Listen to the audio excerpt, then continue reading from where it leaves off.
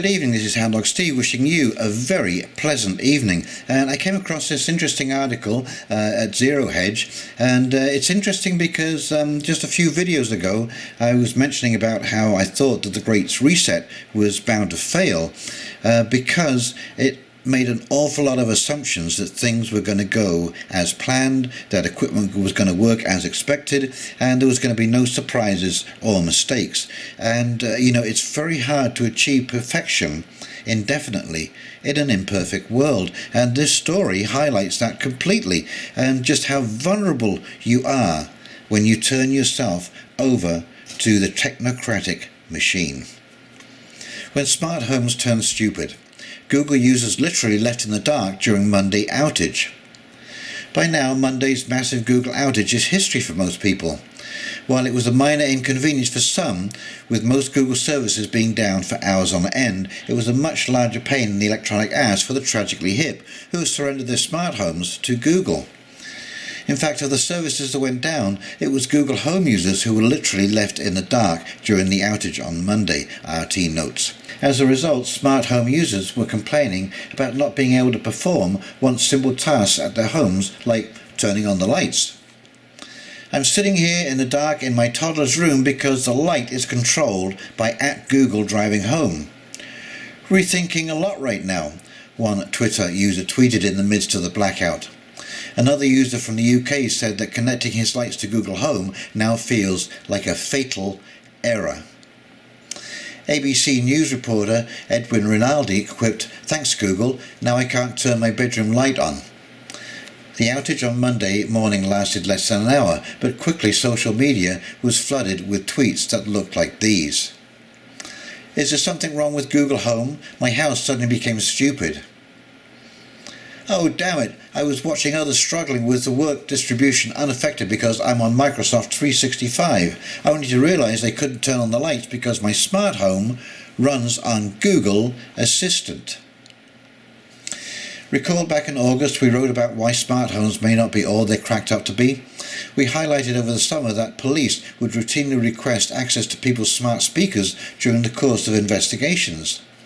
Amazon said this summer it had received more than 3,000 requests for smart speaker user data from police earlier this year, according to an article from Wired. Even more stunning, Amazon complied with the police's request on more than 2,000 occasions, forking over recordings and data that give law enforcement an ear into someone's household. This is unbelievable, folks, that by having those little speakers in your home, listening to you all the time. Unbelievable. You're being tracked everywhere. Never forget that.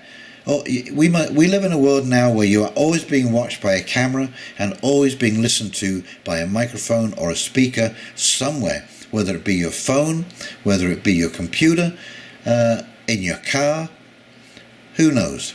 So I would err on the side of caution, and don't be talking about too much in public. Except me, of course. This number marked a 72% increase in these types of requests for the same period in 2016. The first time Amazon disclosed data, the number of requests are up 24% year over year. And you can see in this graph here, from 2016 to 2020, the in general increasing number of search warrants, other court orders and subpoenas that were handed out by Amazon. Douglas Orr, head of the Criminal Justice Department at the University of North Georgia, told Wired that police look for this smart home data as routinely as data from smartphones.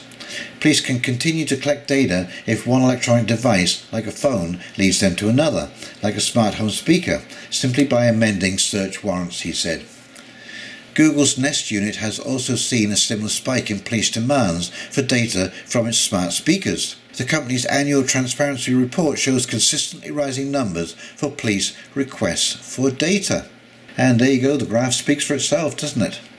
So this is absolutely staggering what you're giving away when you start hooking up to some of these smart features, which really, you can't flip a light switch, you can't make a list without using your phone. You don't have a memory left. What's wrong with us?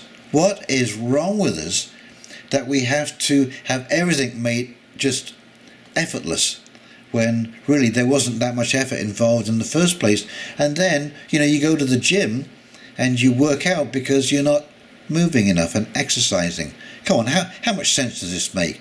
There comes a point when you have to turn this stuff off. Now, there is no doubt about it that I use technology and I enjoy technology, and I think it's just great that I can gain efficiency, by having a schedule on my heating, my propane heater at work. That I can set for lower temperatures when I'm not there and higher temperatures when I'm in the building. That's absolutely perfect. But I don't need to do that from my phone. And, I've heard several stories of, people who couldn't open their cars because the charge in their phone had gone down and they were using the phone to open the car. So I think we need to start using a little common sense here and making some good choices about technology and how we use it. I'm not against technology. I love technology.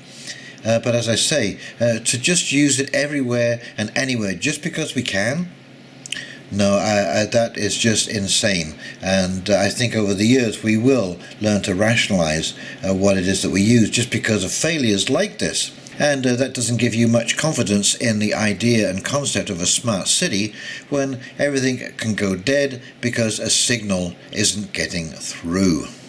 And of course you have to remember the more sinister side of this technology and surveillance.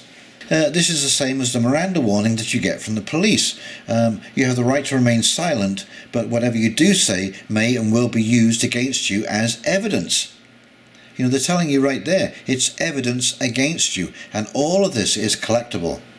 Every conversation that you've had over the kitchen table, with your partner, with your teenage children, it doesn't matter what it is, they are listening, and that can become evidence, and it will be used against you if they can.